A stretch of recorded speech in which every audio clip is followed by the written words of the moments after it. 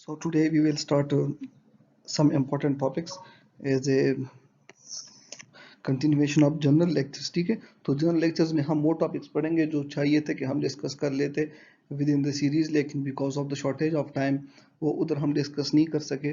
So let discuss two important topics over here.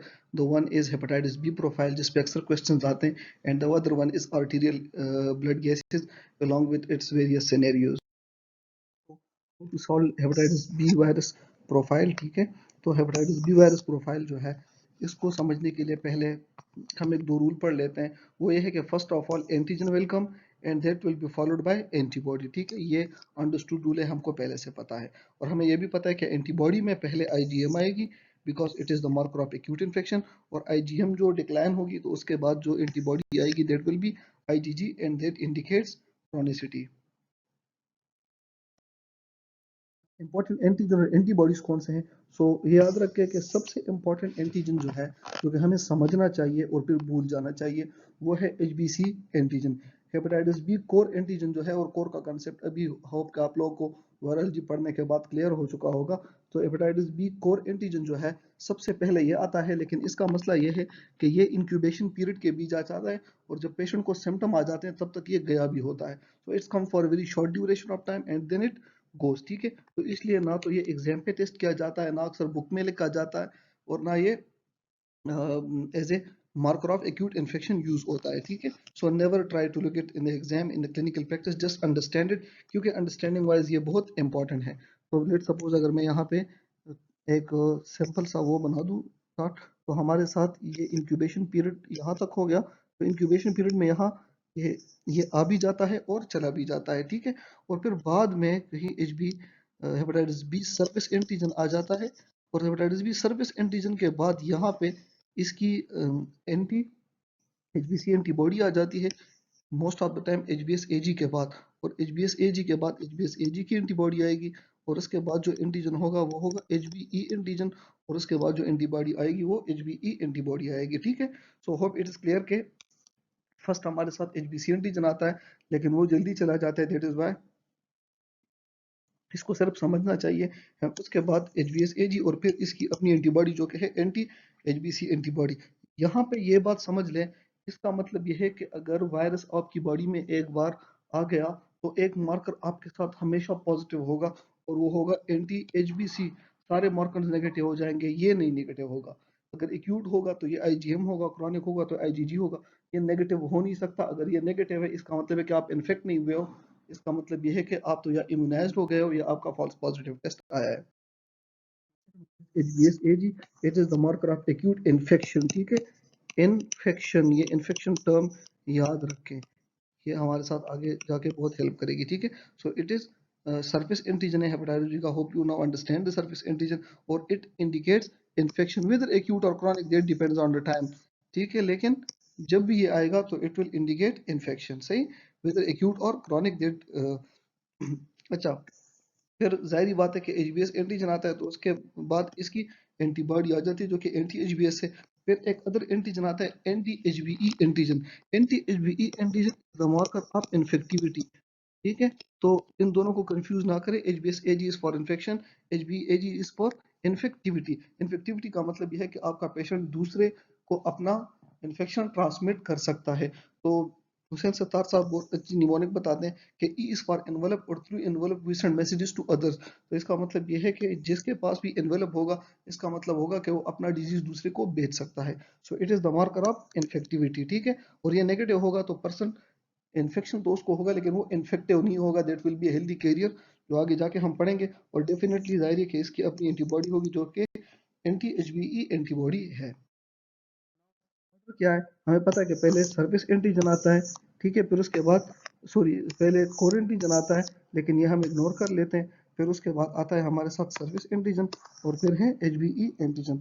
अच्छा, S क्या है, हमने पता है कि it is marker of infection with acute और क्रॉनिक. एचबीई जो है मार्कर ऑफ ट्रांसमिसिबिलिटी और इन्फेक्टिविटी.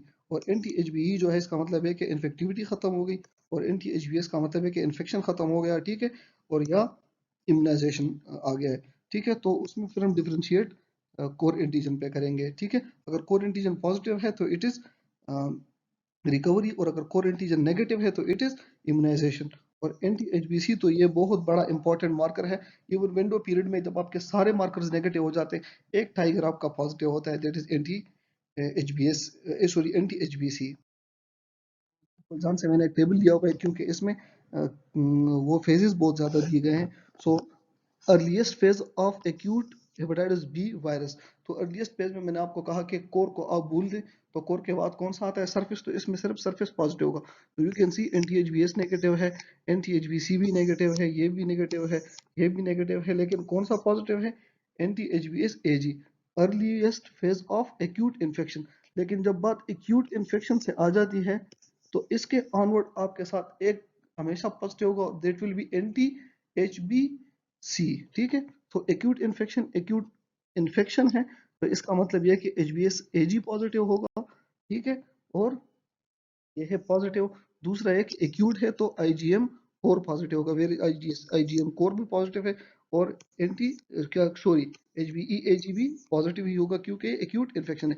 अच्छा, विंडो में क्या होगा, विंडो सीरोलॉजिकल गैप है, इसमें सारे मार्कर्स नेगेटिव हो जाते हैं, लेकिन एक हम हमारे साथ हमेशा पॉजिटिव होता है, that is anti HBC IgM.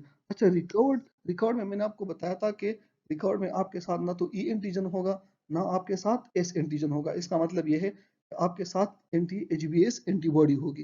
तो अब you can see this is anti HBs antibody, और हमेशा आपके साथ एंटी एचबीसी पॉजिटिव होगी, लेकिन ये रिकवर्ड है, एक्यूट नहीं है, तो इसमें आईजीजी एंटी एचबीसी होगी, आईजीएम नहीं होगा। अच्छा, इम्यूनाइज्ड है, इम्यूनाइज का मतलब है कि इन्फेक्ट नहीं हुआ है, तो इसमें कोर भी नहीं होगा, तो only marker here will be anti HBS.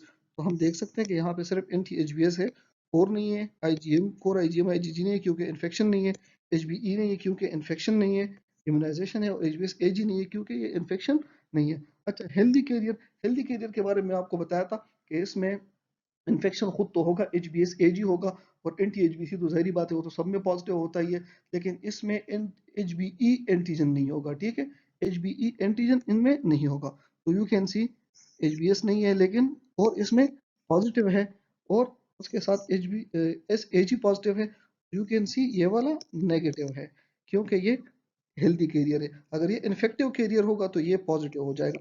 तो you can see infective carrier बिल्कुल उसी तरह है, लेकिन इसमें एक पॉजिटिव क्या है, serological marker that is HBV DNA.